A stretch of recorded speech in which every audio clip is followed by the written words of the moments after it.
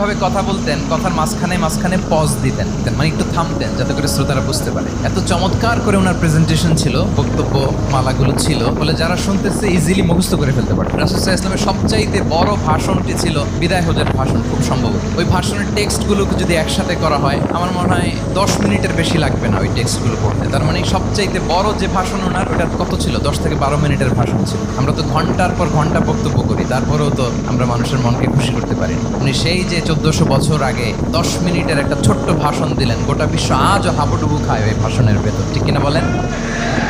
মাঝে মাঝে এমন আবেগঘন বক্তব্য উপস্থাপন করতেন, সাহাবারা অশ্রুসিক্ত হতো।